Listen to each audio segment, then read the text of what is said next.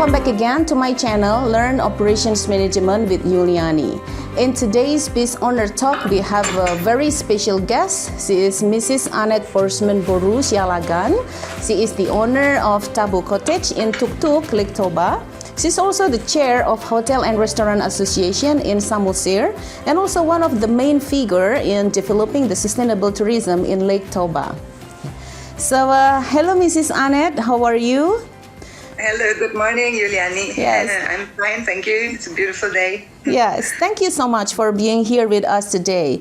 We really appreciate that in your busy schedule, you run your business, leading the association, and also other works related to community development. You still allocate your time to be present online, sharing your knowledge. Yeah, sharing your knowledge and experience in the fields of sustainable tourism business. And I'm going to jump into my first question. As one of the main figures in sustainable tourism, particularly in LakeToba, can you tell us in short what are the programs specifically developed by the Hotel and Restaurant Association so that now the UNESCO finally inducts LakeToba as Global Geopark this year? Well, since we are at the beautiful LakeToba, one of my main focuses is the water quality management. So it's my biggest concern that the water of LakeToba might be polluted by hotel businesses. And so one of the first actions I took was to invite some specialists about building of septic tanks, like really, really good systems that even produce biogas and leave some fertilizers that can be used in the garden or donated to farmers. So that's something I'm quite proud of, that we could actually start having more awareness about water quality and the waste management. So that's something. So not only the water, but also the rubbish, of course. LakeToba used to be very, very dirty years ago. And the image got really bad through it, especially since it was exposed in the media. So people said, "What? You're going to LakeToba? It's really dirty there." So that's something, but it has changed a lot. I think actually awareness has developed. Maybe also through me a little bit, because I took some part in cleanup actions, and we did that also a lot with the Hotel Association, actually. I invited friends and colleagues from the Hotel Association to help me cleaning up the lake, cleaning up the sides of the roads, and so the impression of Toba is now very much different from, say, like 10 years ago. So that's a really big achievement I'm proud of.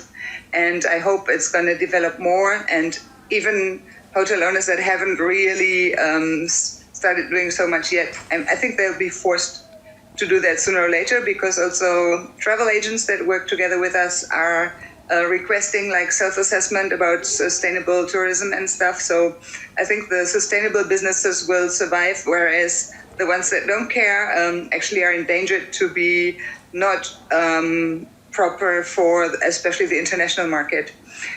So that's one thing, the environmental care. And then it's very important also the recycle factor. Of course, people must separate the organic from the unorganic rubbish and the recyclable rubbish. So that's already working quite well. We do have a program of like cardboard and cans and glass being collected by private companies that actually is good for their business. So if you separate them from other rubbish, it will even bring some rubbish. So, it will bring some money. So that's also another attempt that we do. We also try to to ask customers to reuse towels and linen. And we try to use eco-friendly materials like recycled paper, which is a bit rare to find and very expensive. But me, myself, I decided to do it anyway because the impact on the customer is very big. So people are really proud to see, oh, wow, you really care. Also, the detergents. I mean, I'm going back to the the sabun balok, the green soap for dishwasher is really, really good. And also for clothes. So that's something. And also safety, saving energy and water is also a very big point. I'm also trying to promote the solar water heaters that we're using. There's a very good company that operates from Medan, and we are having really very nice hot water by solar heated water, which have an electric backup in case it's very bad weather.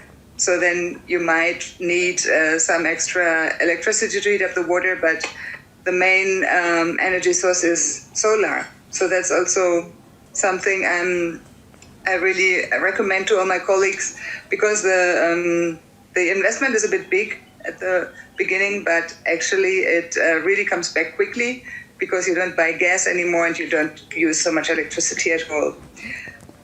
Also for swimming pools, I'm concerned about all the chemicals that go into the pools and in the end maybe into LakeToba. So ourselves, we've been redoing our pool so that it uses a lot of salt instead of so much chemicals. So we have a saltwater pool, which is not terribly salty. Actually, you can hardly taste this salt, but it does really make us use much less chemicals that way as well. Other aspects are, of course, the use of local staff. We're really trying to develop local staff, which is also not always easy, especially in leading functions. So I must admit that our managers are mostly from outside, because with the local people I was getting desperate because they didn't want to be leaders. They didn't want to be dominating their friends from the village, they didn't want to be in a higher position and having authority above other people. So that was something I learned. And so I have some professional staff that comes from outside, but also they are training the local staff very well. So I'm happy with that. And we're also trying to use some, actually street kids. There were a couple of kids that a friend of mine helped. They were actually cleft kids, and they had very difficult family circumstances. And so we are very happy to have super workers with them now, because they are appreciating to be working in such a nice place and being organized and having a good place to stay. So that's also one of our social responsibility. Also, we do ask our colleagues in the Hotel Association to also care about old objects like batak houses, also interest objects like the Museum of Simanindo, for example. It had been in a very bad state and almost falling apart. So I gave an example and renovated some traditional roof there, which was really leaking, and it wasn't a very big deal to fix it, but we could do it, and that gave that made that museum kind of survive. And also reusing the old houses as accommodation, which we do. You might have seen on our website that we actually do have 9 old batak houses around the property that used to be very endangered from decay, and now they've been turned into our nicest rooms. So that's also part of reusing material. To reduce the volume of rubbish, so for example, we only use stainless steel straws, which is also very well appreciated. And we also don't use so many tissues anymore. We used to always give a tissue to put the cutlery on the table, and now we just use little cute mugs where we put the cutlery, like here. Okay. So that helps us, because the tissues were often not even used. They were just left on the table, so we had to throw them away. So all these things have really made an impact also in our shoppings. So we don't buy that much stuff anymore that needs to be thrown out.